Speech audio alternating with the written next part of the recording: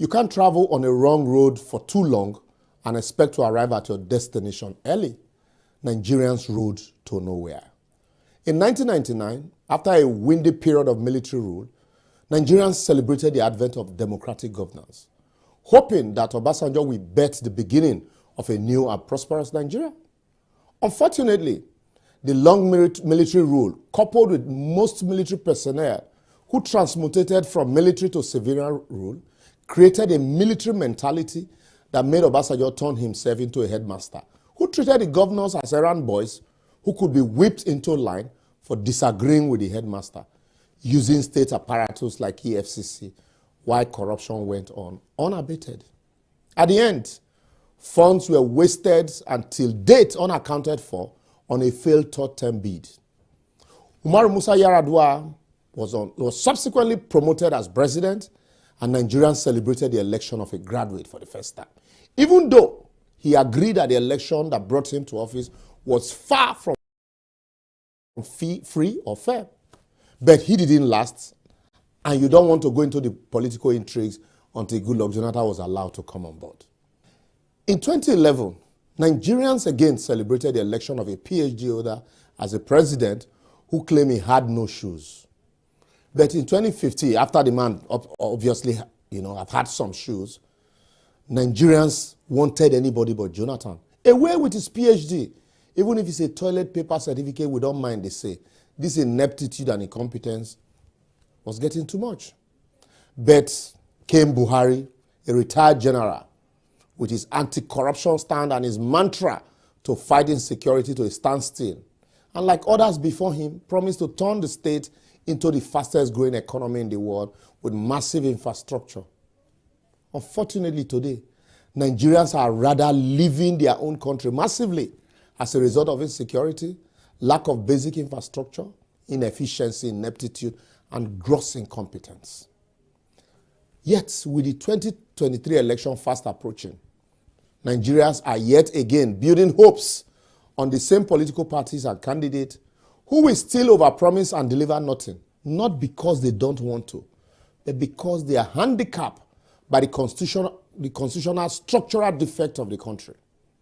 You can't run a car on diesel and expect it to move like a car who's running on gasoline or fuel. It's not possible. Nigeria is a country with a federal constitution but managed as a unitary system. Yet, the people blindly expect election to bring them development. No be juju be that. No wonder governors like Ben Ayade, Godwin Obaseki, Nyesom Wike and co. during election can hawk appointment of special advisors on a tray like someone hawking akara, appointing almost every youth in the state as SA, yet have no sustainable development plan for creating gainful employment or creating a thriving private business climate that can create jobs for such youth. Even as funds are allegedly laundered through this SA appointment process, yet nobody is worried. Yet, we must all get fixated at the center. Look at all the states of the major contenders, Adamawa, Anambra, and Lagos. None of them can boast of a public pipe-borne water. Yet we are shouting, go and verify. I created Lagos, or I will unify Nigeria. We never start. There's second base, Jerry. Countries only develop when they domicile infrastructural development in the hands of the managers at the local level, except in the case of a dictator. Or maybe after the presidential election, we're expecting a dictatorial president. We have to create stronger federating units where the likes of Peter Obi can be free to harness the resources of the East to turn the region into a productive economy as against a consuming one, without anyone from other regions bothering to go verify. Or where Bola Ahmed Tinubu can use his leadership experience to synergize the resources in the West and create a sustainable economy for them without him convincing other regions that it is his turn. And Atiku can then be free to not only unify the entire North against insecurity, hunger, and banditry, but harness the potential therein for sustainable prosperity without being afraid of a Governor Wike's threats. The region can then contribute to a weaker center for the benefit of the weaker unit and protection of our territorial integrity. I will therefore advocate that Nigeria as presently constituted is not working. And no matter who wins the election, with the current constitutional structure, it can never move forward or bet a future of our dream. The earlier we collectively realize that we have traveled on the wrong road for too long and must halt our trip and redirect our coexistence before proceeding on the next journey, the better for all of us. Failure to do this, we will soon realize that after the election, that the various agitations from the federating region may have been suspended for the election and will be renewed with greater strength and vigor after the election, no matter the outcome of the election. For example, if Igbo win, the North and the West will start their own agitation. If the West win, the East will renew their own agitation for Biafra. And if the North wins, then the entire East and West agitation might crumble the country. I am not a prophet of doom, but that is just the reality of our future based on the constitutional road we dey travel now. Well, not everyone agrees with me though, but you can share your own thought with us by following us on all our various social media platforms shown on your screen, and also share your thoughts on previous episode. Remember, the most difficult person to wake up is he who is pretending to be asleep. We all know it is not working, but we pretend that one person can change it. Make we dey deceive ourselves. See you next week.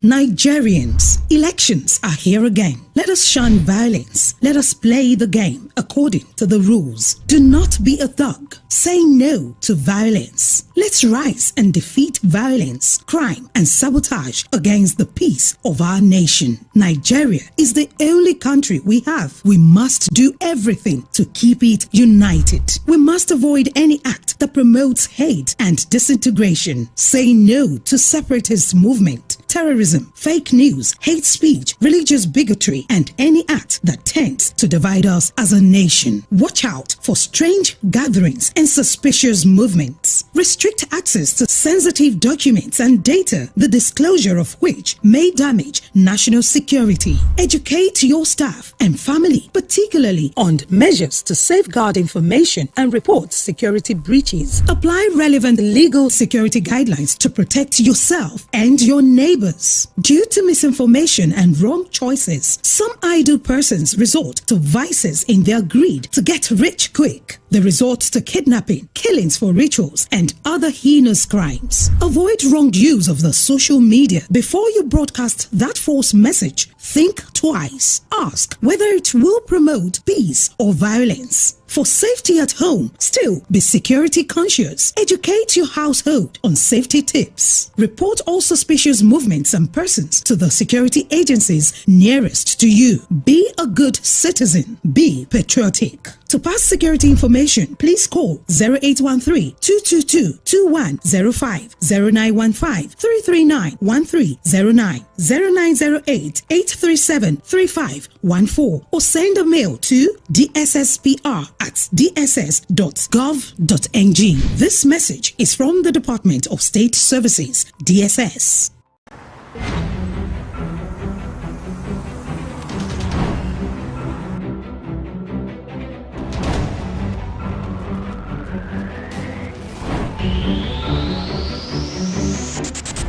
Thanks for joining us on News Now at this time. Protest in Lagos.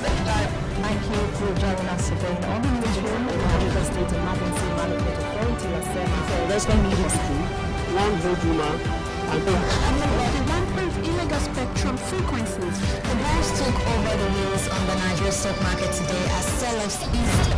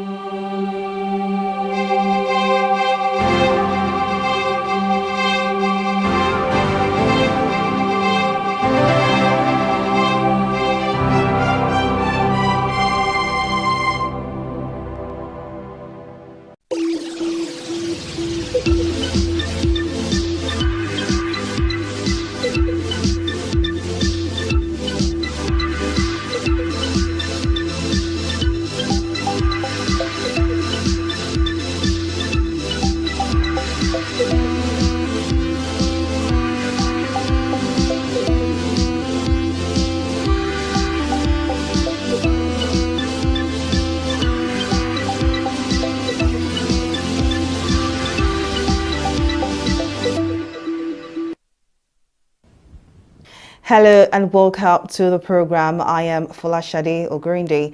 The Central Bank Governor, Godwin Emefiele, said that the Apex Bank would redesign the country's currency with a view to take control over the circulation and the integrity of the naira. Emefiele, who announced this at a press briefing in Abuja, said the exercise would affect the upper denominations 200, 500 and 1,000 naira notes. Explaining the rationale for the exercise, Emefiele said the bulk of the nation's currency notes were outside bank vaults and that the CBN would not allow the situation to continue. Well, let's take a listen to the CBN Governor, Godwin Emefiele. In recent years, the CBN has recorded significantly higher rates of counterfeiting, especially at the higher denominations of 500 and 1,000 naira notes, banknotes.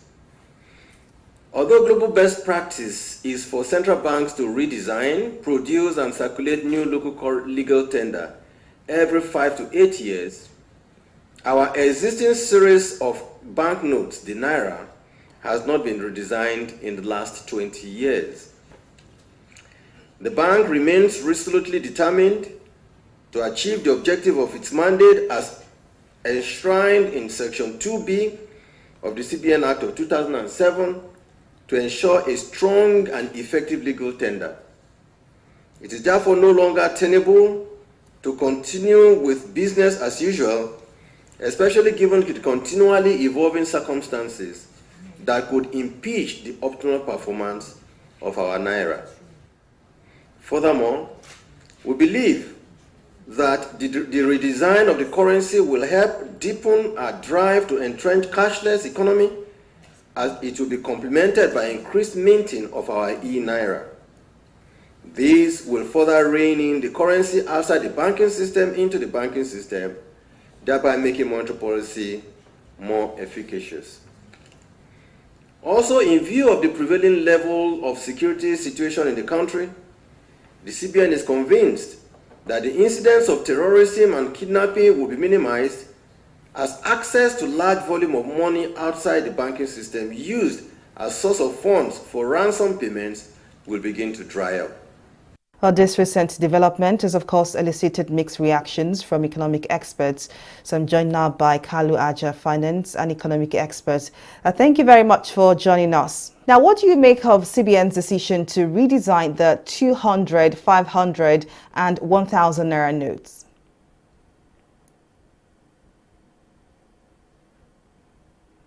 Countries normally do an upgrade on the security of banknotes, maybe after 5, 7 years. Nigeria hasn't done it in a long while.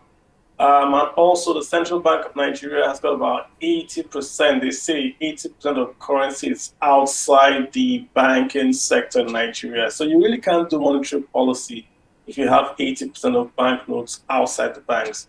So I think those are two very, very big reasons why I think the CBN is right in doing this, should we say, cosmetics change in the currency. So I think they're on the right track. Now, the CBN governor mentioned tackling fake currency and improving the integrity of the naira. How feasible is this? Well, it's going to be very feasible because every currency now that you're going to use from January 2023 has got to pass through a Nigerian bank. From today till January 2023. So if it doesn't go through Nigerian bank, it's gone, it's wasted. So really look at it that way. Any currency you have, from whether it's a formal source, whether it's an honest source, it's got to go through Nigerian bank. So the CBN is in a unique position now to know exactly how much currency is out there, where it's coming from, who has it. Even the FIRS can actually tax. They can see where is cash coming from. So I mean, it looks cumbersome. It looks like a big hassle, but I think it's spot on by the CBN to do this. It would allow them to do many things all at once. Clean up the currency, the fake currencies, even stop crime, even hit the kidnappers and the bandits. So lots of birds being killed with one stone. That's how I look at it. Now, speaking of cost, does the cost of redesigning these naira denominations equal the objective of mopping up excess liquidity? Well, we haven't seen the cost, have we? I know it does cost a bundle to print lots of cash. But look at it this way. I would say it's more of an investment. If we are able to clean out counterfeit currency, that cost pays for itself, right? If we take out tons of counterfeit currency, it pays for itself.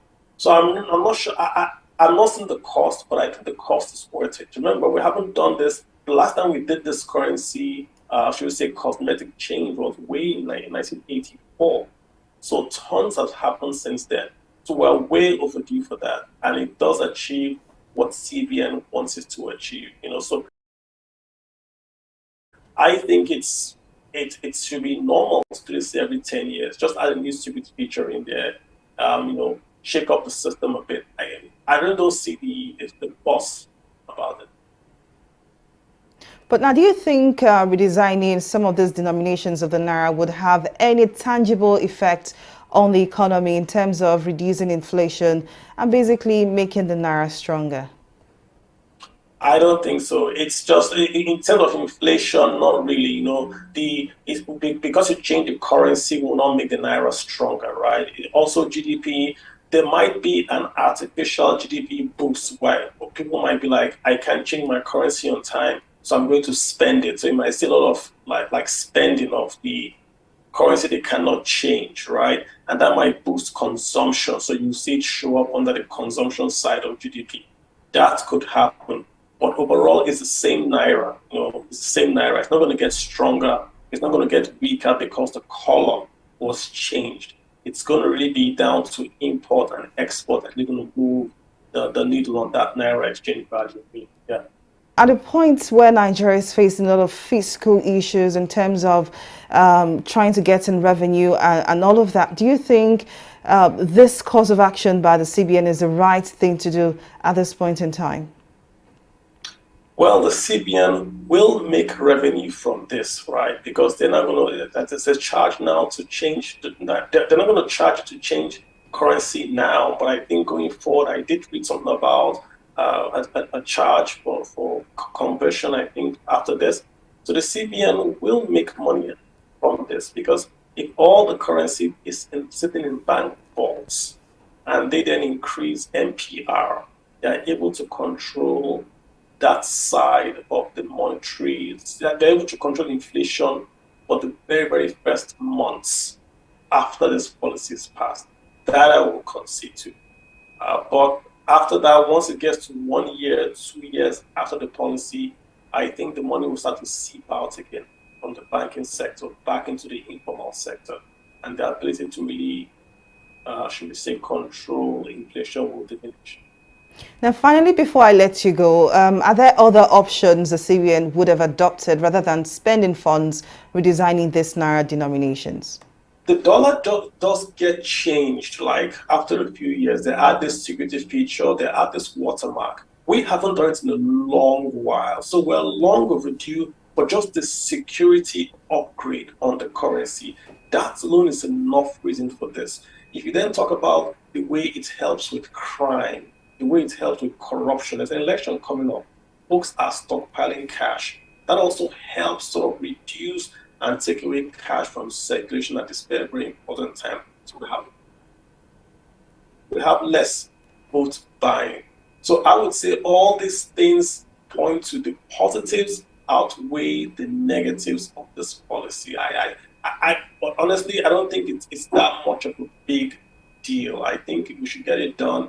It's 3 months, and the positive outweigh the negatives. That's how I live. Well, indeed, Kalu Aja, finance and economic expert, thank you very much for your time and your contribution. You're very welcome. Well, we'll take a breather here, but Money Matters returns shortly. To stay with us.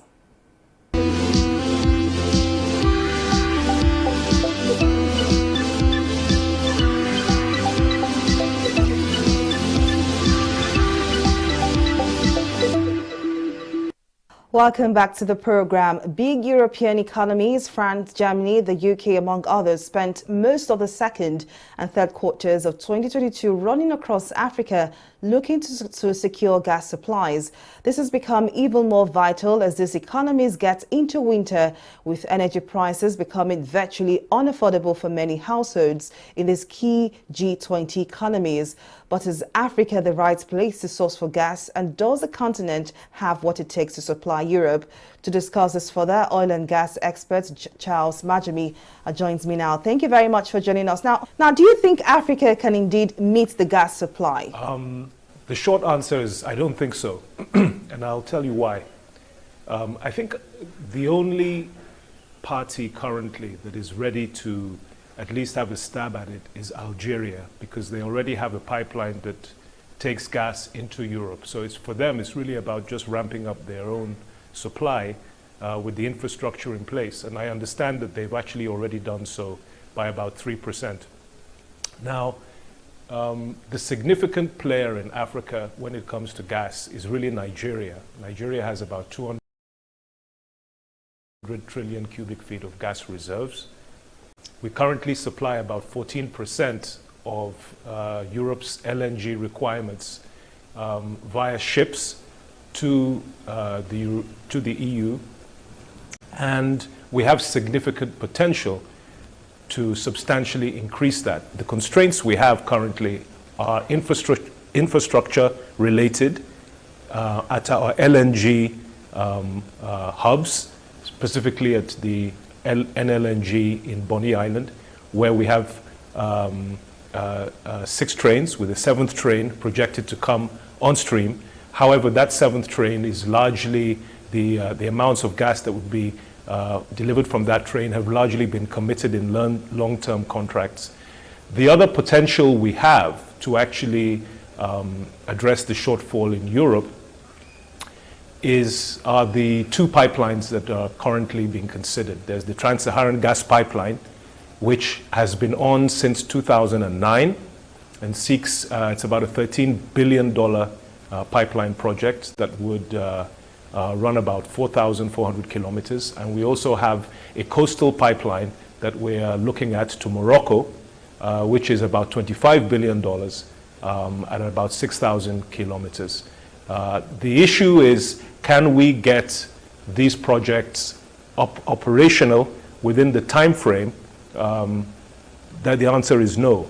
Do we have sufficient, even if we were to do that, do we have sufficient gas to be able to fill those pipelines? The answer is no.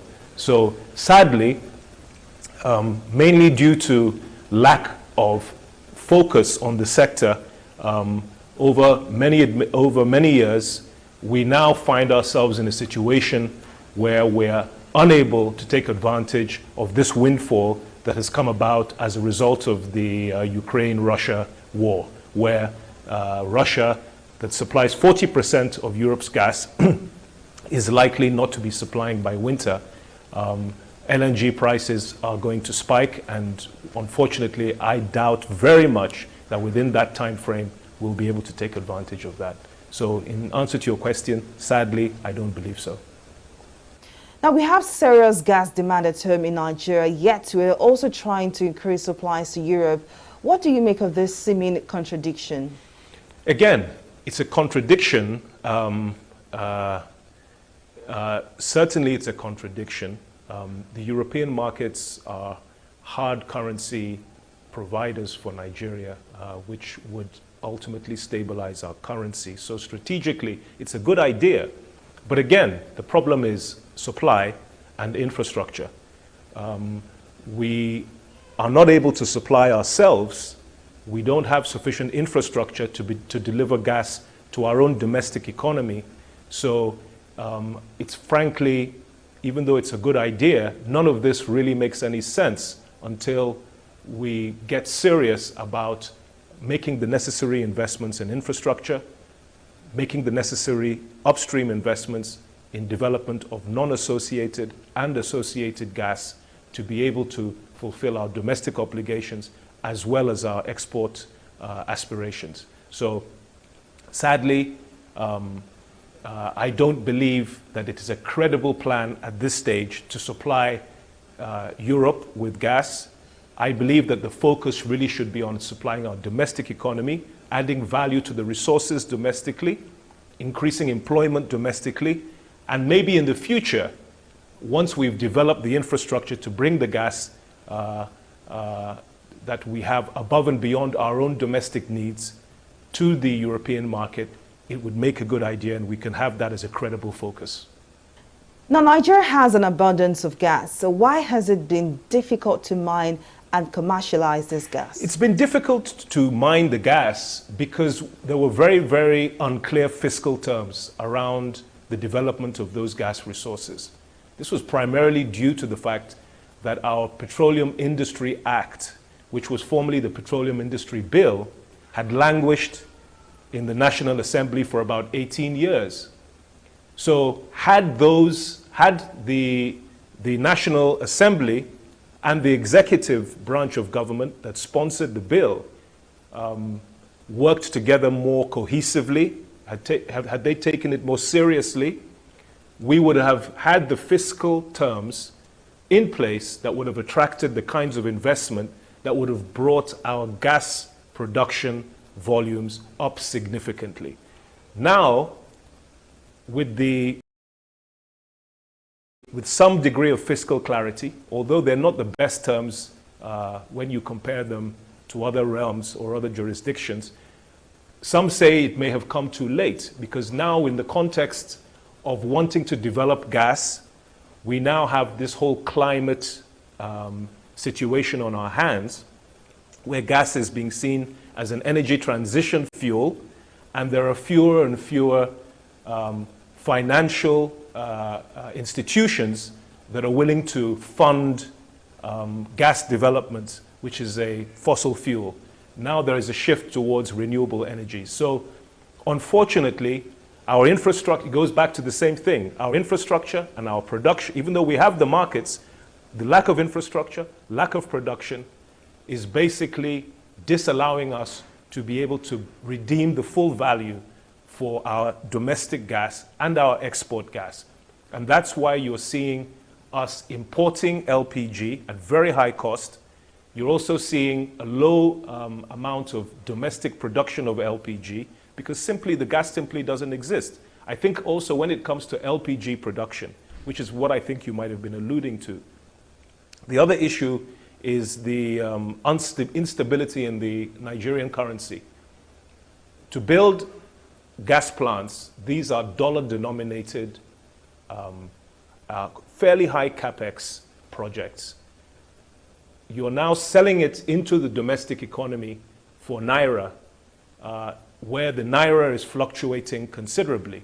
So an investor would be very worried about recouping the costs for their investment when they have great instability on the retail side, where they're selling into the market, where the naira is very unstable.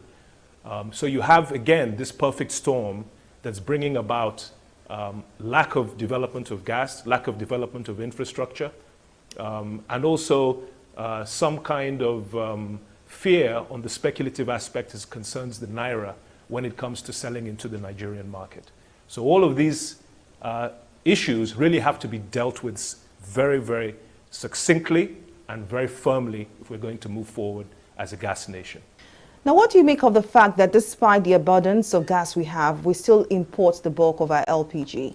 Yeah, just like I said, we're importing the bulk of our LPG because our LPG production domestically is very, very low. And it's very low for many reasons. It's very low primarily because we are not producing enough gas for domestic consumption.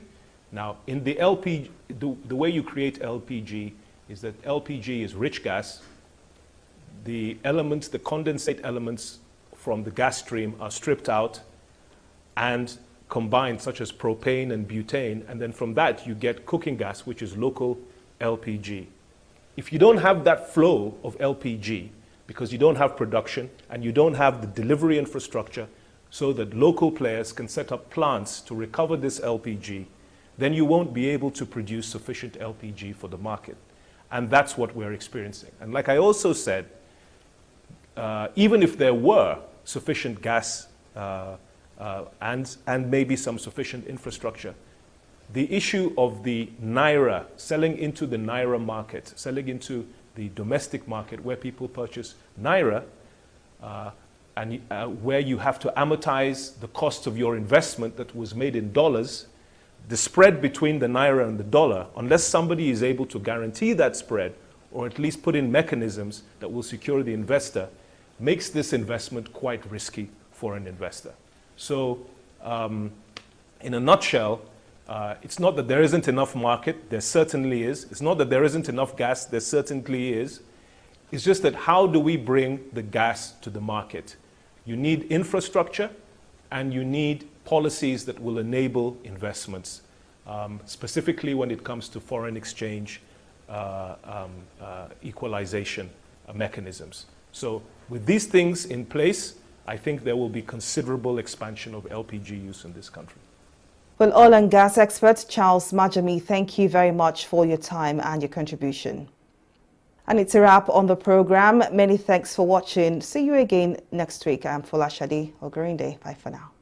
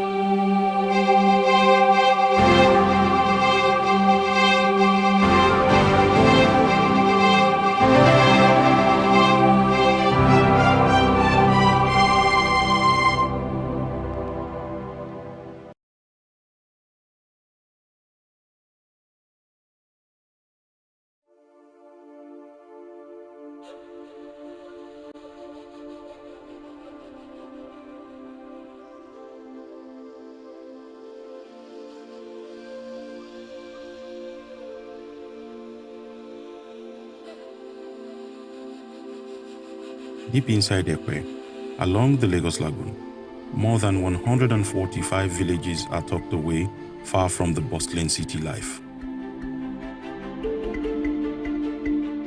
Lagos State, a vast expanse of lagoons and creeks with substantial coastal terrain, is both a place of interest and enigma.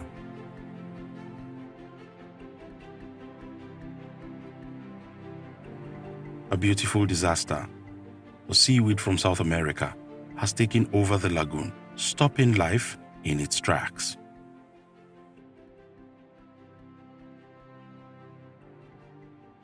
As far as the eye can see, water hyacinths create the sensation of endless green fields peppered with brilliant pink flowers.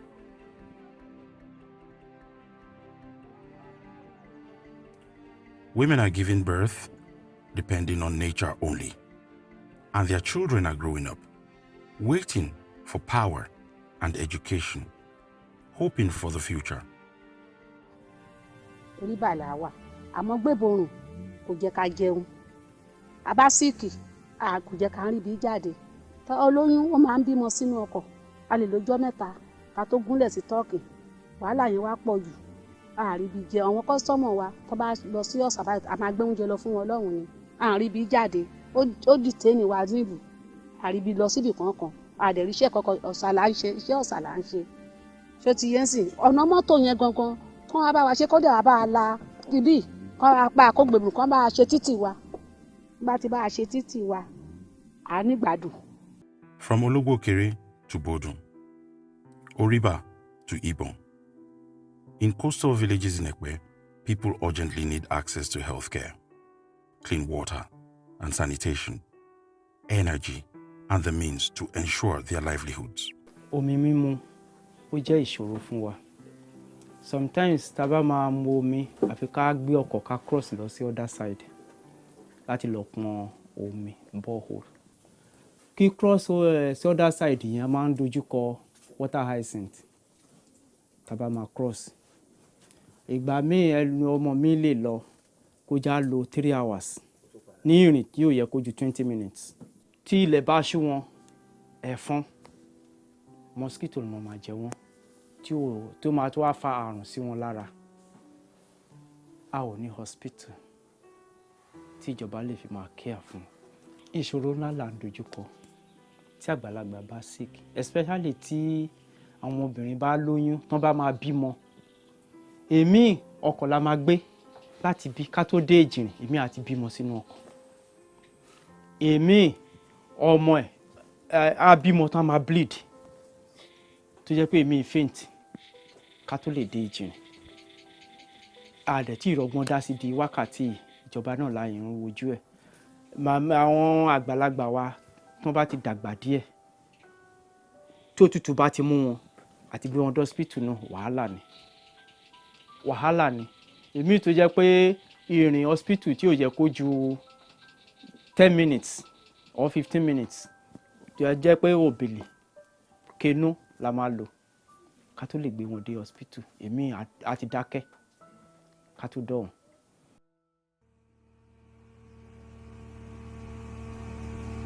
Iṣẹ́ ọ̀sà ni ọkọ mi ṣe, ẹja yẹn máa ń lọ ń tà. So àwọn ìgbébùnrin tó bá ti gbà mí báyìí ó máa ń wùkú wa, àráyè ń jáde. A lè lo 3 days 4 days ní ẹ̀yìn bíbà yìí, a ní ráyè jáde rárá láti jáde lọ ta àwọn ọjà wa kọ̀ọ̀kan bẹ́ẹ̀ ṣàṣọ ìgbébùnrin yẹn. Gbogbo wọn iṣẹ́ tá à ń ṣe yìí òun la fi ń ṣiṣẹ́ ń bí, la fi ń jẹun. So tí gbébùnrin tábà tún wá ti lọ dẹ ohun kọ̀ọ̀kan bẹ́ẹ̀ yẹn ó máa ń ba gbogbo iṣẹ́ àwòrán yẹn ó máa ń bàjẹ́. So máa PCC ẹ̀ òun dẹ̀ la fi ń manage, la fi ń jẹun bí. So tábà dẹ̀ ti pé nǹkan yẹn bàjẹ́ ṣá àbí kọ̀ọ̀kan bẹ́ẹ̀ ṣe sí ìfẹ́fọ̀ àti ẹ̀tún máa wá owó láti tún fi lọ fi ra nǹkan ẹ̀mí. So àwọn gbébùnrin dẹ̀ máa ń disturb tẹ́ kó máa ń ba nǹkan yẹn jẹ́, tó dẹ̀ máa ń PCC ẹ̀.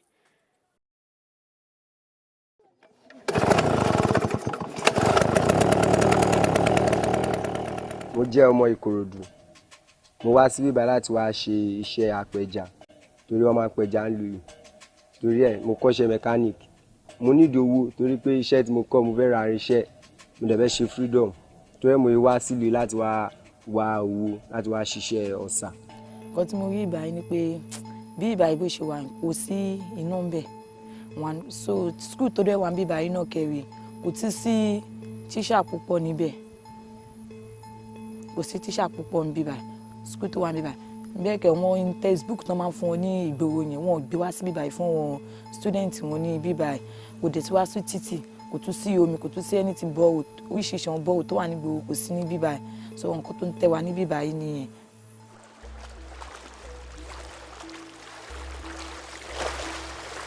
Basic sanitation is absent, since their source of drinking water, the lagoon, also serves as the main conduit for waste disposal.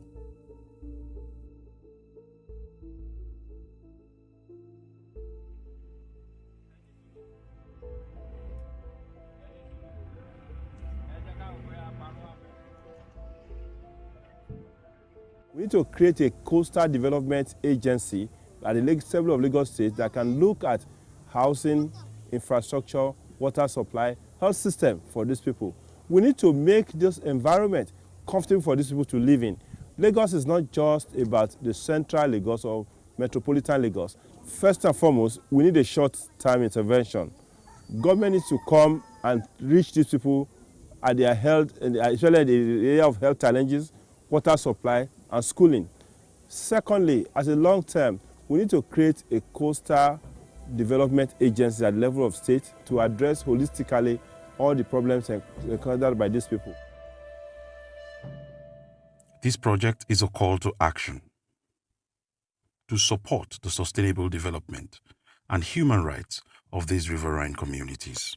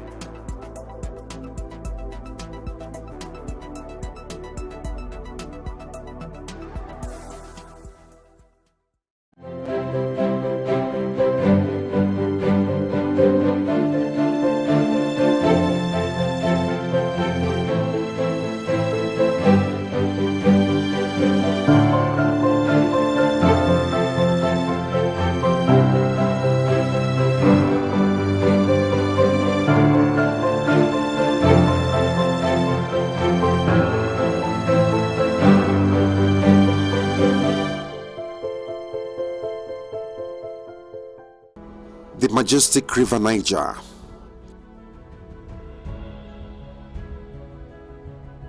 Rising from the highlands of Guinea, it meanders through many countries to Nigeria, slicing through the commercial city of Onitsha and the beautiful Asaba on her way to the Delta, where she discharges into the Gulf of Guinea in the Atlantic Ocean. Stretching to about 4,000 kilometers, River Niger is the third longest in Africa and provides livelihood to the people of the many communities on its bank. From here, they irrigate their farmlands and fish in its deep waters. Aside providing veritable mode of transportation, it is also a source of power generation. In fact, many people, particularly in Anambra and Delta states, depend on the river for their sustenance. Back in the day, canoes were the primary means of transportation on the river and served to convey goods and people from one bank to the other. But in 1965, 5 years after independence, the first Niger Bridge constructed by Dumez was completed. With the inauguration of the bridge, the main east-to-west connection in Nigeria was created.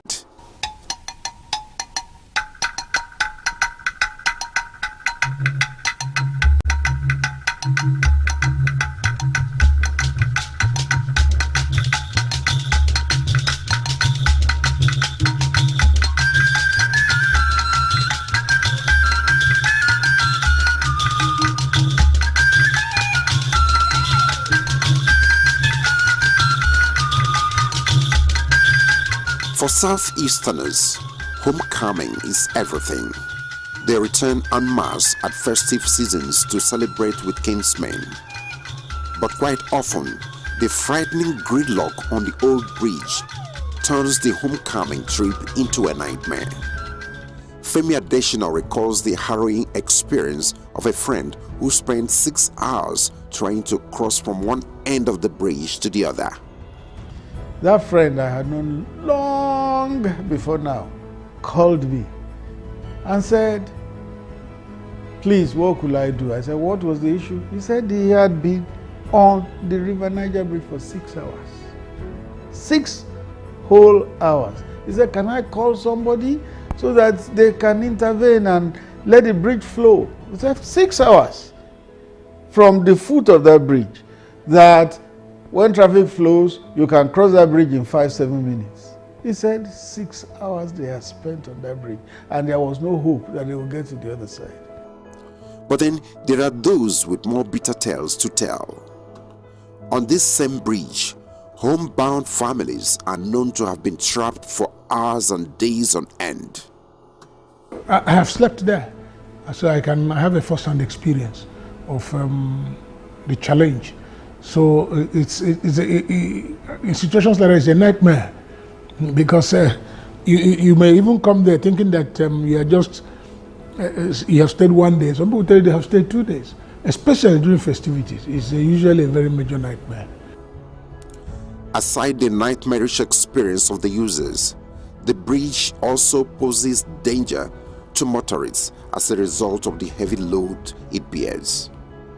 I've had awful experiences flying through that Niger Bridge. It has been an awful experience where we have a dilapidated bridge that for so many years it has lasted. It was so dilapidated that sometimes you'd be scared that you might end up having your car get into the river. So it's an awful experience. There has been lots and lots of tales about that place. We've had records of the bridge quivering, motorists on the bridge actually feeling the quakes and tremors from the bridge. So it was, in one way or the other, going to end up being a nightmare. It was actually a catastrophe just waiting to happen. Now, 57 years after it was built, the second Niger Bridge is coming up quickly to alleviate the plight of the people, reduce the load on the old bridge, and boost the socio-economic potentials of the Southeast.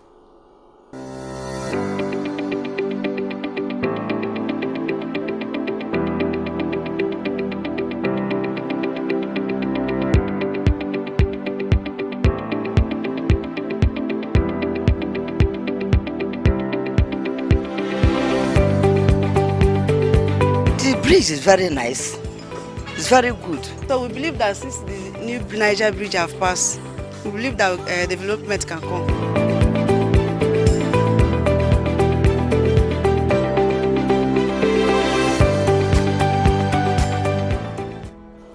Truly, the construction of a second bridge across the river Niger had long been identified as the panacea to the seemingly intractable gridlock and frustration on the old bridge. Until 2018, it was the subject of intense politicking. While President Shehu Shagari promised to build the bridge, General Ibrahim Babangida challenged Nigerian engineers to design it. From General Sani Abacha to successive governments, nothing much was done except perhaps for President Olusegun Obasanjo, who actually flagged off the construction of the bridge on the eve of his departure in 2007. His successor, Alhaji Omar Yaradua, had a short stay in office, but ahead of the 2015 general elections, President Goodluck Jonathan performed another groundbreaking ceremony and promised to do the bridge. I remember that clearly. I was in my office in the Sunday newspapers on that day, and I remember crystal clear that flag off and the things that were said about that bridge. And it's amazing that nothing happened. And then the day the then President Jonathan also went to that side. I remember clearly. That's why it's baffling that after all those body movements, nothing happened. It was being used for politics. Every 4 years, they do flag off, they do ceremony. After the flag off, they remove everything, and then the bridge is forgotten. After another 4 years, at every election period, canopies are set, and then another flag off. So that was why when the president now gave his word, knowing who he is, that he's going to do this bridge, considered it a flagship project, and then followed through. Today, we're no more talking about flag off. We're now talking of commissioning. The era that was most significant vis-a-vis Second Niger Bridge was the 16 years of the People's Democratic Party. Anytime elections were approaching, they would go there, make some body movements as if things were going to happen concerning the Second Niger Bridge. Once elections came and they got the votes of the Southeasterners, they disappeared. The next time, when elections were coming again, they would pretend that there was movement on Second Niger Bridge, and it would fizzle out again. Then came Muhammadu Buhari, a man from the northwest of the country, from Dara. In terms of affinity with the Southeast, it's not much, except that we're all Nigerians. Interestingly, while little was done during the period of bumper harvests from oil sales, President Muhammadu Buhari, who arrived at the scene at a time of lean financial resources, became the game changer.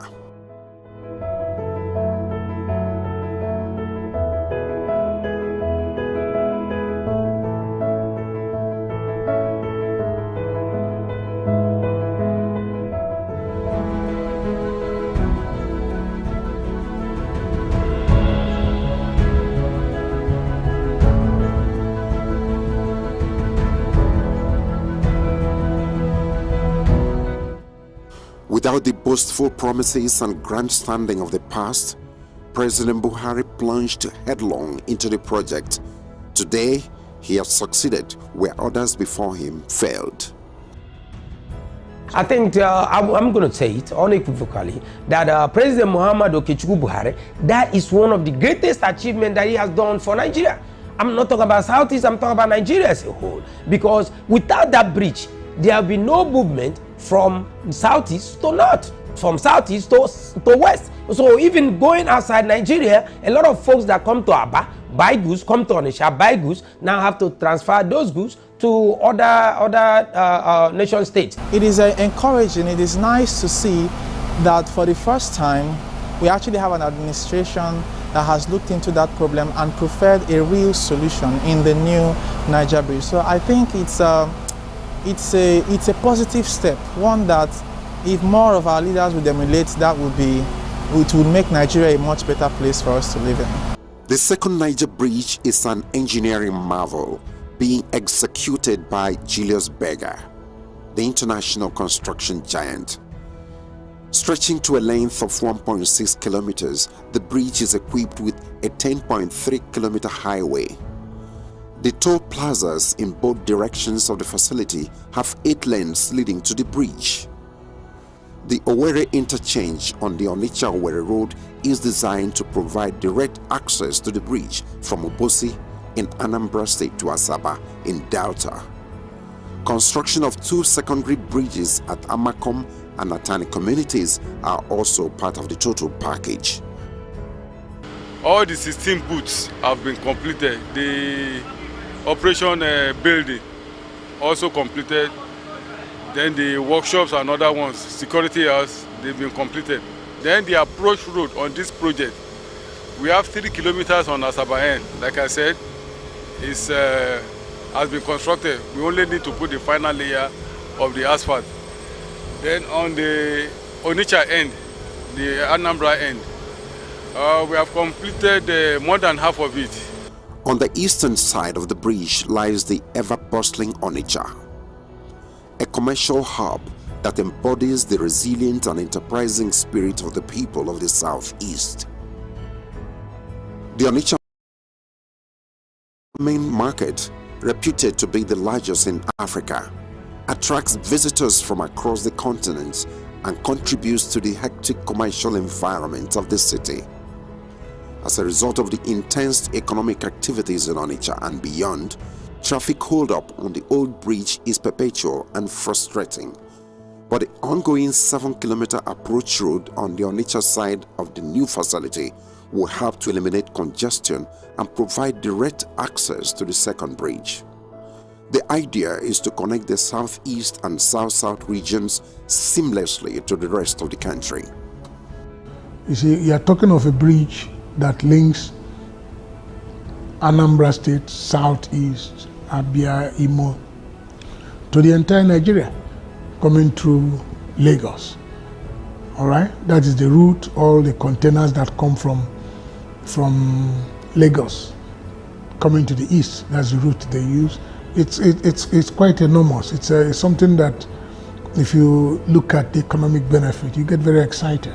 There's quite a lot we can benefit from it, and it's going to impact very positively on the economy of the southeast. It's going to lead to free flow of traffic.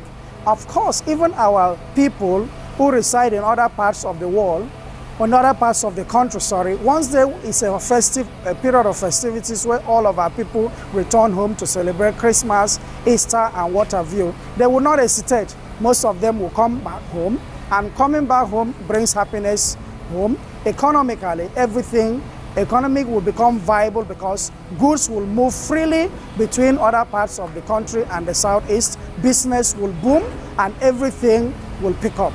On the other side of the bridge lies the serene city of Asaba, the capital of Delta State and once the colonial headquarters of the Southern Protectorate of Nigeria.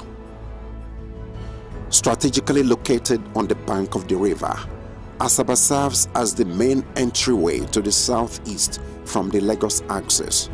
Here, traffic is usually heavy on its main highway, but to ease the flow and divert vehicles to the new bridge, a 3.3-kilometer approach road is also being constructed. The second Niger Bridge is the artery between the western part and the eastern part of the country and the rest of the country. You can't quantify what it will do economically. Even apart from the economy, how about the comfort of the people? Going home at festive seasons, our brethren from east of the Niger love to travel at Easter, at Christmas, and other festive seasons. You cannot imagine the relief they will have on that bridge. They have slept on that bridge before. My friend spent 6 hours last December, but people who slept till the next day have that experience. So the relief will come for them. President Muhammad Buhari is a man of few words. When in 2018 he gave assurance that his administration was going to deliver the project, many people may have taken it with a pinch of salt and perhaps waved it off as a familiar story, a tale by moonlight repeatedly told by past politicians without commensurate action. 4 years after, the dream is set to become a reality. I thank God I'm alive to see the working of that second Niger bridge. They have gone a long way. I am happy over what I see today. They are trying. They are trying. I pray, let the Chukwu Okike Abioma guide them. So far they have gone. It's been a subject of serious politicking over the years. So our people kind of developed a feeling that it will never come. But all of a sudden, here comes President Buhari, who now announced that he was going to do the bridge and immediately started work. It was this long because they made it political. Instead of really pulling up their bootstraps and working, they turned it to a political thing. That was why whenever elections were approaching, they would go there to hoodwink the people of the region to get their votes. They turned it into a political thing. But then came President Buhari, who was not interested in fooling anybody, who was not interested in the politics of it, was just interested in action. Under this administration as well, the long-abandoned Onitsha River Port has been revived and may soon become a port of final destination for goods bound for the southeast, thereby decongesting the existing seaports in Lagos, Port Harcourt and other cities. Stakeholders are of the view that the second Niger bridge will boost activities at the river port and complement the multimodal transportation initiative of the administration. Today, we talk of multimodal forms of transportation. You talk about the road, you talk about the rail, you talk about water and things like that. So this multi-approach is something that has a lot to do with impacting on the economy. So here is the Onitsha River Port that has to deal with the water, and then here is the second Niger bridge that has to do with the roads, but both complement each other. To ensure compliance to schedule and quality delivery, the project site has witnessed high-profile visitors lately. Aside the Minister of Works, Babatunde Fashola, who pays regular supervisory visits to the site, the Chief of Staff to the President, Professor Ibrahim Gambari, recently led top functionaries of the federal government to see the state of readiness of the bridge. The Federal Executive Council has passed tolling policy, national tolling. National is for the nation as a whole. So which one will be concession, toll fares, and so on? That's secondary. Important. Let us finish this road. Similarly, the Minister of Finance, Hajia Zainab Ahmad, also came calling with the Managing Director of the Nigerian Sovereign Investment Authority, Mr. Ujoji, and Chief Executives of other relevant agencies. For the Minister, it was an inspection and assessment visit to be sure the 157 billion naira so far released has been well utilized.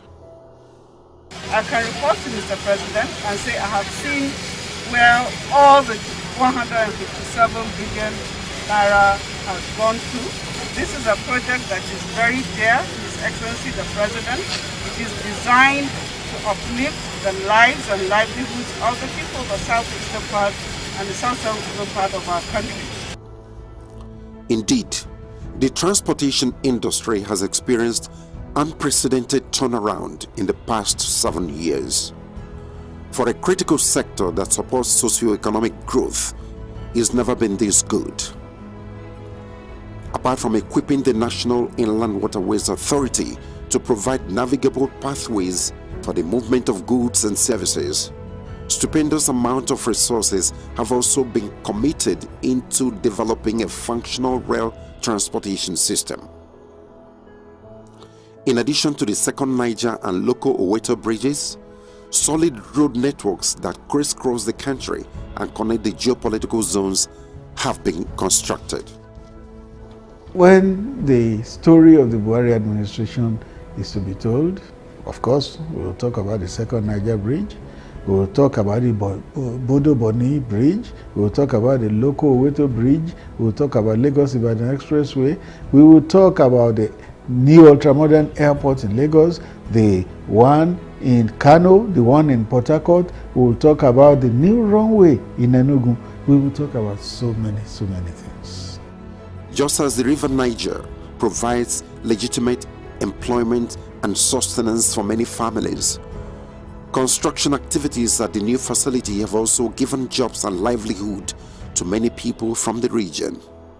In addition to this legacy infrastructure, critical road projects and monuments are also being executed in the zone. Despite these huge investments, political detractors had actually tried to sell the false narrative of hatred and marginalization to some gullible natives of the area. With the developmental strides that the president has taken to the south, it's not just the second Niger Bridge. What about the Enugu-Port Harcourt Expressway, which the president made sure that rehabilitation of such road is completed? Other giant projects that the president has started and also completed in the southeast is an evidence that the president indeed does not hate the southeast. Don't forget that time was when southeasterners, people of Igbo extraction, were controlling the levers of development. I'll give you an example. The deputy senate president from southeast, deputy speaker from southeast, chairman senate committee on works southeast, chairman house committee on works southeast, minister of finance and coordinating minister of the economy southeast, secretary to government of the federation southeast. And all through those periods, not 1 kilometer of our roads, federal roads, that were in terrible state, not 1 kilometer was addressed. And all these people I mentioned are from southeast. Now it took somebody else who is not from southeast to now address this infrastructural decay. Now face the reconstruction of these roads, this critical infrastructure. Just to mention a few of the things that this administration has done in the southeast. And then somebody goes back and says he hates southeast. How do you demonstrate it? This president bears malice to nobody, and he has cared for the southeast as much as he cares for other parts of the country. The second Niger Bridge is an important national asset. Aside easing traffic on the old bridge, it is an inter-regional integrator with the capability of boosting economic activities and development in the southeast. Already, the people are beginning to tap into the huge investment opportunities that come with the bridge. You know our people, we are business people. We understand the dynamics and we take advantage of opportunities. It will bring a lot of development to the southeast, a lot. And even south-south, because the bridge is coming from Asaba to Onitsha and vice versa. So the development is not only for south, it's also for south-south. Truly, when the story of the Muhammadu Buhari administration is told, the second Niger Bridge will be recorded among its greatest achievements. When President Buhari would have been done and is gone to have his due retirement, and the story is being told, what would never be forgotten will be his footprints on the sands of time in terms of infrastructure.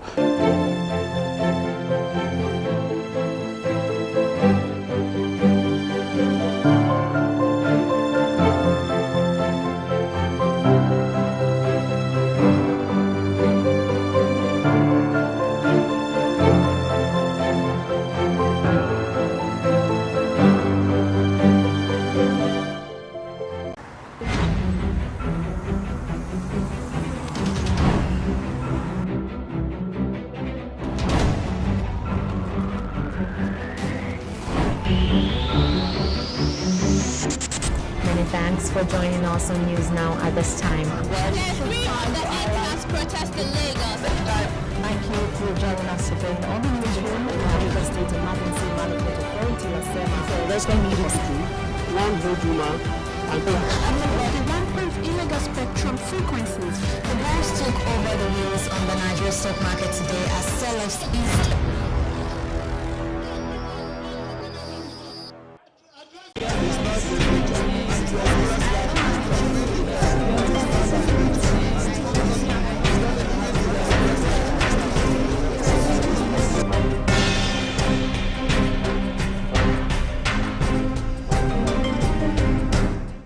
2016 July. Went through Benin to Kano, to Abuja, Abuja to Kano, Kano to Niger. So from Niger we went to Agadez, as Agadez is also part of Niger. So from there we embarked on the journey through the Sahara Desert. We were put on the truck, a very Toyota Hilux. We're like almost 30 on that Hilux. On the normal ground, that Hilux will not size 20 persons, but we're up to 30. We're packed like load, like goods on top of the Hilux. And we spent 4 days on the Sahara Desert. There during the journey, there was no water. Water got finished, and we had to hold on till we were able to get to Mozouk. Mozouk is a town in Libya, downtown. So from Mozouk, I spent 2 days before I was actually dressed like a lady. Because if you are going in Libya, you have so many checkpoints. The soldiers there, they don't want to see black moving on the street. So because if I enter the taxi as a male to move, they are going to arrest me. So the connection man dressed me as a lady. I had to barb all my beards and my head, makeup, and the hijab. So when we get to the checkpoint, we just look the driver, because the driver is a Libyan man. So we greet the soldiers, they will allow us to pass. That was how I passed through, and I got to Tripoli. From Tripoli, I had to move to seaside, Sabrata, where I will cross. I actually tried to cross October 1st, 2016. That experience was a very ugly experience. During the journey on the high sea, the Mediterranean Sea, I discovered that the boat that we entered was having a leakage. So from there, that leakage, where the boat stopped, was no longer moving. We spent close to more than 3 hours on the sea. Everybody, you see women crying, you see the children crying, and at the end of the day, some were praying, the Muslims praying, the Christians praying. Then the police, the Libya police, they came to rescue us. They arrested us on that very occasion. I went to the prison. I spent more than 3 months in the prison. So from there, I called my family. They were able to raise money to release me. Well, finally, how I came back to Nigeria, I tried to cross again. So crossing again, I was actually arrested again. And I was taken to Gerian. There's a prison called Gerian. Irregular migration is not worth it. And people, they think that out there the pasture is green, and it's not true. At times when you experience these things, you are not, some persons, they experience these things, they are not normal, they are not the same again. So it's not good for other people to experience what we've experienced.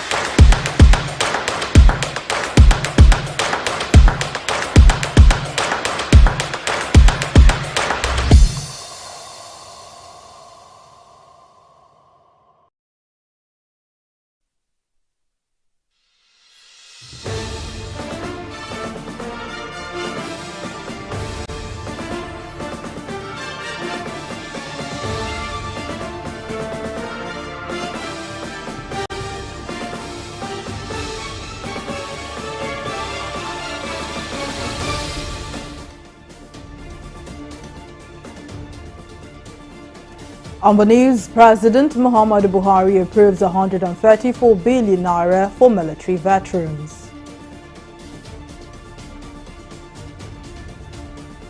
Rivers State Governor Nyesom Wike apologizes to Oshiomhole, says he regrets working for Obaseki's re-election.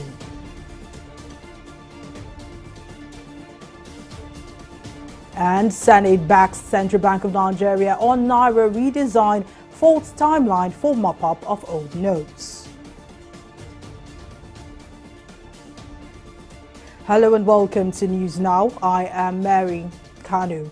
President Muhammadu Buhari has approved 134.7 billion naira for the payment of security debarment allowance to all veterans from 2017 to date. The president also announced a donation of 10 million naira to the Nigerian Legion on behalf of the federal government at the launch of the 2023 Armed Forces Remembrance Day emblem and appeal fund. Speaking at the occasion, the president pledged the federal government's commitment to the welfare of veterans by ensuring prompt payment of their pension and other entitlements, which had been demonstrated by his approval of the payment of SDA to veterans with effect from 2017. I approve the payment of security debarment allowance to veterans with effect from 2017. However, in order to capture all veterans hitherto excluded from the payment of the security debarment allowance, I have approved a review of the effective date of the MAFA 2017 accordingly. I am pleased to note that the Defense Health Maintenance Limited is living up to expectation in providing healthcare services to our veterans. The choice of 15th January as the Armed Forces Remembrance Day celebration is symbolic because it marked the end of the Nigerian Civil War. The occasion gives cause for reflection and reminds us of the sacrifice made by our armed forces in preserving the unity of the country and highlights the need for us to guard this unity jealously. On his part, the Minister of Defense, Bashir Magashi, pledged that the ministry would continue to ensure the prompt payment of the entitlements and debt benefits of the deceased servicemen. Faced with myriads of security challenges in our motherland, our armed forces is working assiduously in concert with other security agencies to restore normalcy to Nigeria's multifaceted security challenges. Regrettably, some of our gallant officers and men have paid the supreme sacrifices in the line of duty.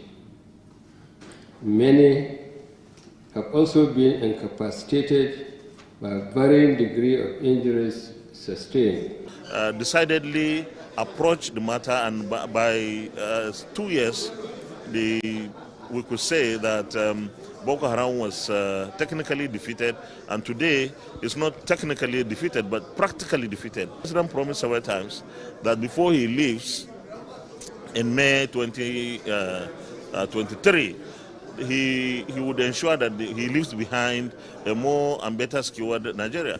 And the best and only and most logical thing to do for us in the National Assembly is to also participate in that enterprise of ensuring that we provide resources for the armed forces and other security agencies to continue to fight the insecurity that we face. The Senate has promised to provide legislative support for the policy of the Central Bank of Nigeria to redesign the Naira. The upper chamber made this resolution after a heated debate on a motion moved by Senator Uba Sani on CBN's policy to redesign the 1,500 and 200 Naira notes. While the lawmakers supported a move to redesign the Naira, they however said the deadline of Tuesday, January 31st, 2023 to pay all cash in circulation regulation into banks was too short. Lawmakers also questioned the impact of the redesign of the Naira note on the economy and if it will help reduce the inflation rate and the dwindling value of the Naira. Cash outside the banks consists of over 80% of currency in circulation CIC as at the end of June 2022. Available data indicated that 2.72 trillion out of the 3.26 trillion currency in circulation was outside the vaults of commercial banks across the country. Further aware that recent developments in photographic and computer technology, as well as printing devices have made the production of counterfeit money relatively easy, thereby increasing the potential threat. In recent years, the bank has recorded a consistent rise in incidences of counterfeiting of the Naira, with 500 and 1,000 denomination banknotes most attacked. The threat to counterfeiting of the two denominations is a function of a large margin between cost of counterfeiting and gains derivable from the criminal act. I'd like to make clear that we are guided here by extant law. And the provisions of that extant law, most especially section 17, 18, and 19, most especially 19(1) A and B of the CBN Act, even though not specifically cited, but I think the content has been alluded to all through the debate. It is within the exclusive preserve of the CBN board on the based on the recommendation of Mr. President and the approval of Mr. President to carry out this redesigning, the form and the marks is within their exclusive preserve. And this also applies to timing. The Rivers State Governor Nyesom Wike has apologized to former National Chairman of the All Progressives Congress, Adams Oshiomhole, speaking at the inauguration of the Rumwe Piricom flyover in the Obiakpo local government area of the state. The Rivers State Governor said he regretted working for the re-election of Edo State Governor Godwin Obaseki in September 2020. Wike, a member of the People's Democratic Party, fell out with Obaseki earlier in 2022. Obaseki and Wike have been at loggerheads amid a crisis rocking the PDP as the former backed PDP presidential candidate Atiku Abubakar, whilst Wike continued to demand the resignation of Iyorchia Ayu as a precondition to support Atiku's presidential ambition for 2023. Nobody can tell me who is my friend. I will choose my friend. Nobody can choose my friend for me. And so I use this opportunity like I did last time to apologize to you. You know, I came to Edo State to make sure your candidate didn't win the election. And I was virtually in charge every day coming out on television to take you on. And I said you will not win and that you didn't win. This is a national television. And, you know, each time you learn, we stand for equity, fairness, and justice. That's what we stand for. And that's what the G5 will continue to preach. But you too, you prepared me here. During 2019 election, you sent in all the soldiers in this world. But the people stood firm and resisted it. So you did me one, me I did you one. The Yaba College of Technology, Yaba Tech, is set to graduate 7,554 students at both National Diploma and Higher National Diploma levels during its forthcoming 34th convocation ceremonies. Rector of the institution, Obafemi Omokungbe, made the announcement on Wednesday while addressing the press and activities lined up for the ceremonies. The rector, in his address, explained that the institution over the years has churned out excellent graduates in different fields who have continued to contribute to Nigeria's economy. The rector, who listed all the achievements of the institution, also appealed for funding from stakeholders in a bid to improve academic standards in the institution. The college since inception has produced graduates who are in enviable positions in all walks of life, both public and private sectors, and have contributed immensely to the socio-economic and political development of the nation. These graduates of Yaba College of Technology are making significant impact in the march towards industrial and technological advancement of Nigeria. The press conference marks the official announcement of the 34th convocation ceremony scheduled for November 21 to 24. The convocation ceremony is for the graduating class of 2018-2019, 2019-2020, and 2020-2021 academic session. The ceremony, which has a week-long program, commences on Friday, November 18, with the Juma service at 1 p.m. and interdenominational Thanksgiving service on Sunday, November 20 at 4 p.m.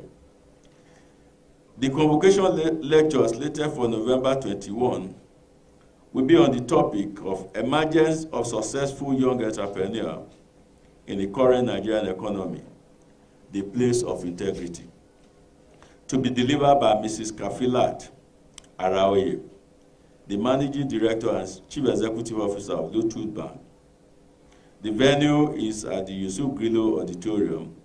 Distinguished gentlemen of the press, ladies and gentlemen, it is my pleasure to inform you that the climax of the ceremony comes up on Thursday, November 24th, 2022, when a total of 7,554 graduates will be awarded national and higher national diplomas of the college. The Nigerian Communications Commission, NCC, says it is offering the 2 remaining lots in the 3.5 GHz spectrum band to support 5G deployment in Nigeria. This was disclosed by the Executive Vice Chairman of NCC, Umar Dambata, while speaking to newsmen at the Stakeholders Forum on the draft information memorandum on 3.5 GHz spectrum auction on Tuesday in Lagos. He explained that this move by the Commission will ensure reliable communication services and innovative digital technologies in the country. Our correspondent Simisola Adigun tells us more. In line with the national policy on the implementation of the 5th generation 5G technology in Nigeria, the Nigerian Communications Commission, NCC, has decided to engage stakeholders in the communications industry to deliberate on the draft information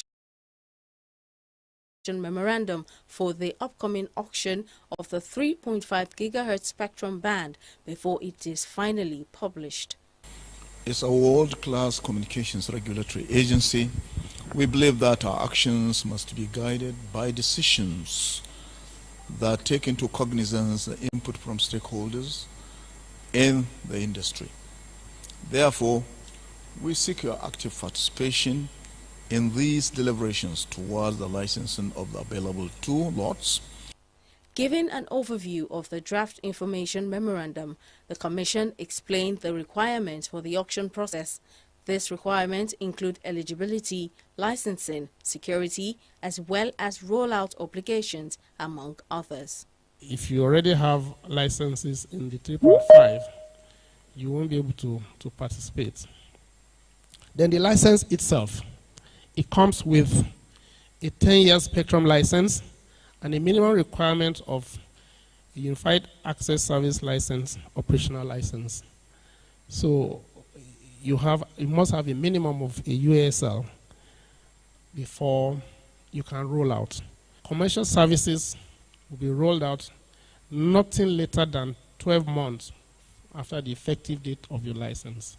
The Commission further explained that the essence of the event is to involve stakeholders on telecom-related issues to promote fair competition, inclusive growth, as well as increased investment and innovative services, as this will enable Nigerians enjoy quality services, adding that the concerns and recommendations will be put into consideration. We don't want these, lots to just sit idle without, being utilized, like I said, to provide desired, pervasive telecommunication services, to Nigerians.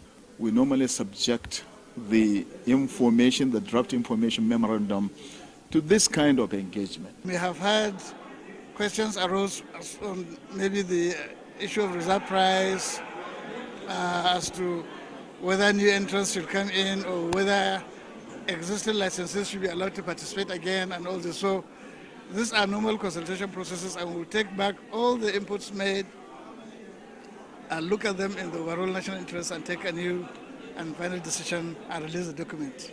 The Commission advised stakeholders and interested participants to study the draft information memorandum, which is available on its website, as the auction will commence in December. Simisola Adigun, TV360, Lagos. Well, we'll take a break here, but still to come, Poland missile unlikely to have been fired from Russia, Biden clarifies as Russia denies involvement. We'll bring you details of the story and more right after this break.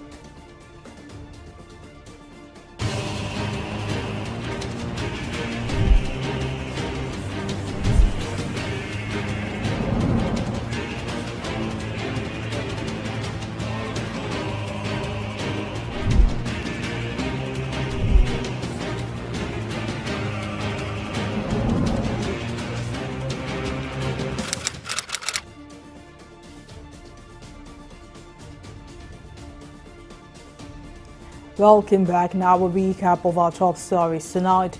President Muhammadu Buhari has approved 134.7 billion naira for the payment of security debarment allowance to all veterans from 2017 to date. The president also announced a donation of 10 million naira to the Nigerian Legion on behalf of the federal government at the launch of the 2023 Armed Forces Remembrance Day emblem and appeal form. We also told you that Rivers State Governor Nyesom Wike has apologized to former national chairman of the All Progressives Congress, Adams Oshiomhole. Speaking at the inauguration of the Rumwe-Pericom flyover in the Obiakpo local government area of the state, the Rivers State Governor said he regretted working for the re-election of Edo State Governor Godwin Obaseki in September 2020.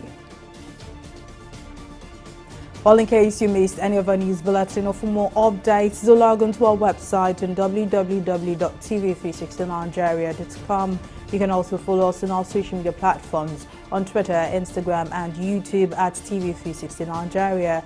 On Facebook, we're at TV360 Online.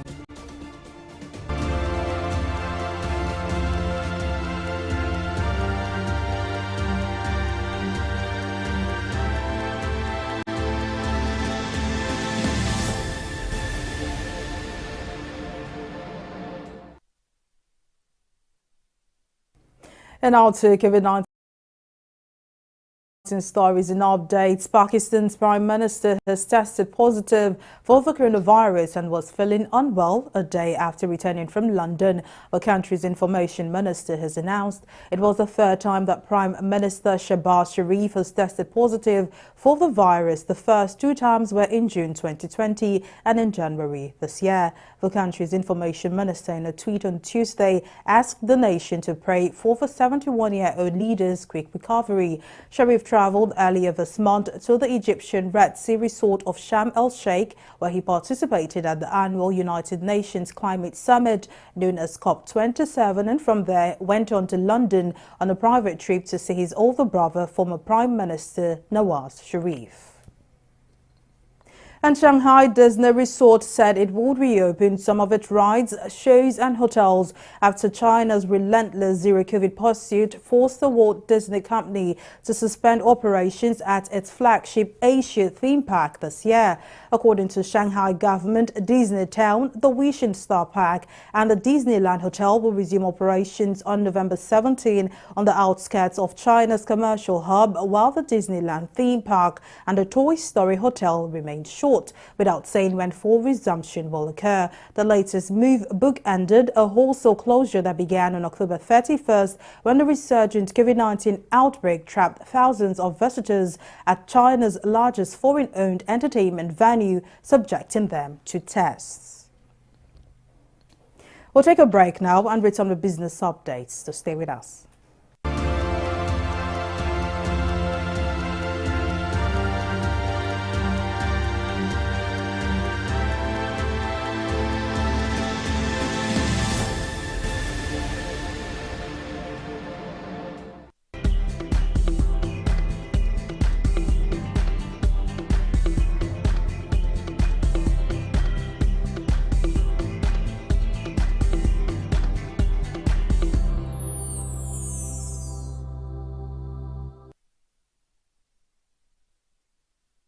Welcome back. It's time for business news with Abisola Adebayo. Abisola. Welcome to Business News. The National Bureau of Statistics has revealed that Nigeria's inflation rate has risen to 21.09%. The NBS, in its Consumer Price Index report for October 2022, disclosed that the CPI, which measures the rate of change in prices of goods and services, surged to 21.09% in October 2022, up from 20.77% in the previous month. The latest figure shows that the general price level for the headline inflation rate increased in October 2022 when compared to the same month in the preceding year of October 2021 by 5.09%. To speak more on this, Muda Yusuf, the Chief Executive Officer of the Center for the Promotion of Private Enterprise, joins me on the news. Thank you very much for joining us. So what do you make of the latest inflation rate of 21.09%? And how exactly do you think this will affect CBN's interest rate at the next MPC meeting this November? Well, the 21.09% inflation rate did not come as a surprise, because all the variables driving the intense inflationary pressures have not changed. And the key variables here are the exchange rate depreciation, the high energy costs, the high transportation costs, issues of insecurity, the monetization of fiscal deficits, and of course, the global factors of the tightening of monetary policy across the world, which is affecting the depreciation of the currency. So all these key factors are still very much intact, and in some cases they have even been worsening, particularly the exchange rate situation. So to that extent, it didn't come as a surprise that we still have high inflation rates and an inflation rate that is still accelerating. So that is the situation, and of course food inflation is even much higher. It's 23.7%. And that is one of the biggest worries of the citizens. These things require some urgent action, urgent responses by government. And well, it's good to know that the president has set up a committee to look at the challenges of inflation, particularly food inflation. And we are hoping that some drastic measures will be taken. Because for the citizens, it's extremely unbearable. What the cost of things are in the marketplace. As for the effect on the MPC meeting, well, we are seeing very drastic measures as far as the monetary policy is concerned, particularly with regard to tightening. We are seeing the CRR increase to 32.2%, the highest possibly in the history of the central bank.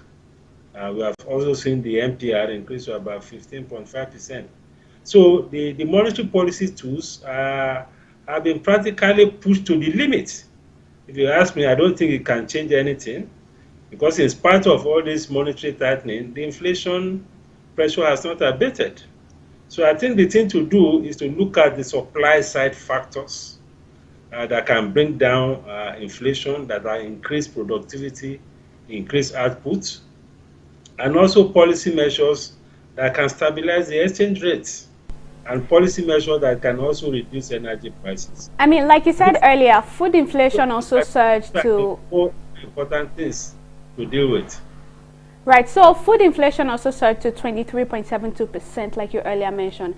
How severe do you think the situation will be in coming months, considering the flooding of farmlands across the country? Well, it's going to be very severe. First, we are entering the festive season of December, and generally demands for food items are often higher. Secondly, we had this flooding, and the effect of that on prices will begin to manifest from next year. From next month. So we expect the situation to be even much more severe in the coming months. I'm talking now about December, January. So the situation is likely to be more severe. That is why I was saying that the government needs to be a bit proactive to see how it can at least deploy some,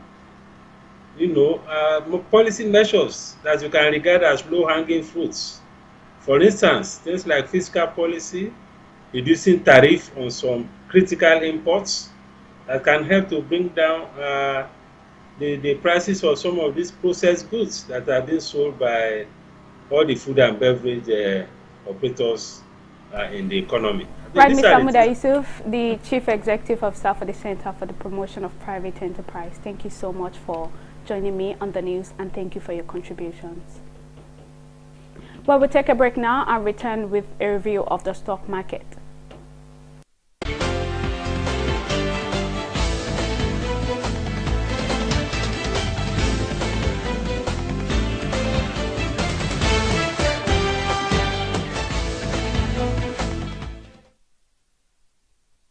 Nigeria's equities market recorded its first gain this week today after the all-share index increased by almost 1%, which is 0.55%, as it ended in 44,046 basis points. Market capitalization also rebounded massively, gaining a whopping 130 billion naira to close at 24 trillion naira today. Stocks like Coinest and MRS were the toast of investors on the market, as they topped our gainers list today after recording a combined 1 naira 29 kobo increase.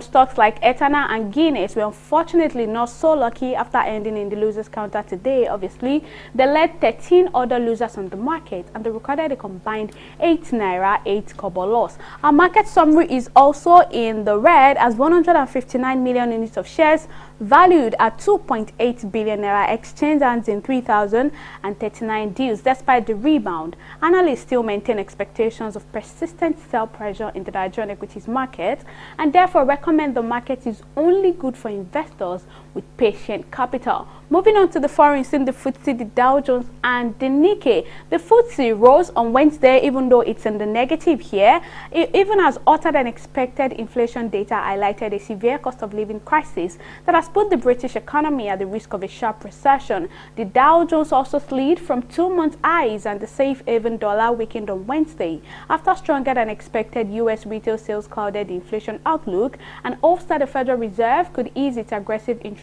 rate hikes. But the Japan stocks Nikkei is fortunately in the positive territory today, recording a 0.14% increase at the close of trading. That's all on stock market reports. Back to you, Mary, for the rest of the news. Thank you, Abisola. Moving on now to the global scene. United States President Joe Biden says preliminary information suggests that the missile that hit Poland was unlikely to have been fired by Russia. On Tuesday, a missile killed 2 people at a Polish village near the border with Ukraine. The explosion at the grain facility near the Ukrainian border has sparked concerns about possible World War III. Owing to the incident, Poland's military was placed on high alert as North Atlantic Treaty Organization NATO ambassadors called for an emergency meeting on Wednesday morning. However, the Russian Defense Ministry in a statement on Tuesday denied reports that the country is responsible for the attack, saying the claim is a deliberate provocation aimed at escalating the situation. Well, up next is Entertainment Report.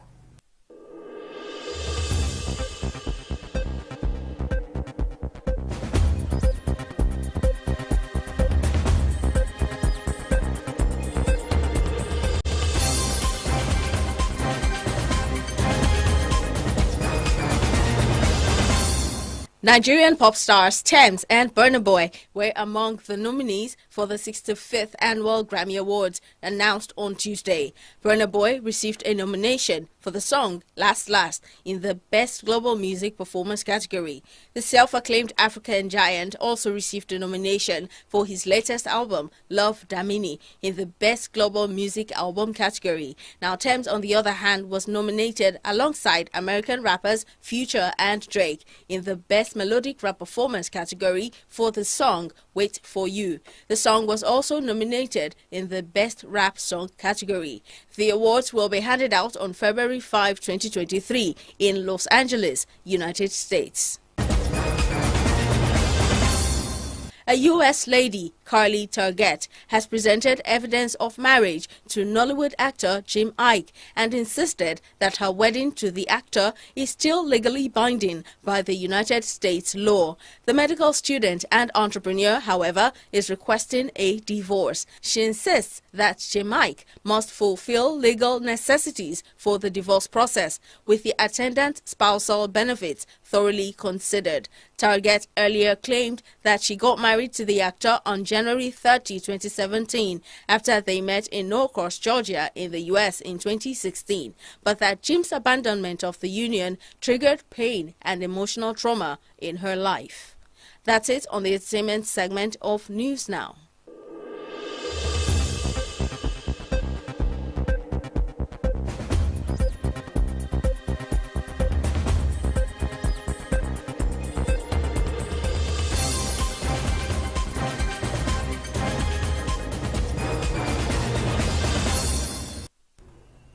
And now in sports, Manchester United legend and owner of US football club David Beckham has made a sensational move to lure and battle Manchester United star Cristiano Ronaldo to Inter Miami.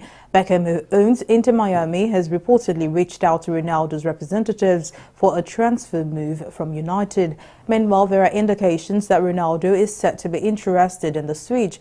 Ronaldo, in an earlier interview, had said he felt betrayed by Manchester United, adding that he had no respect for manager Erik ten Hag. Although United have said they are seeking legal advice before deciding their next move over the interview, there are speculations that Ronaldo's time at Manchester United has come to an end. Well, that's our bulletin this evening. Many thanks for watching. I am Mary Kanu.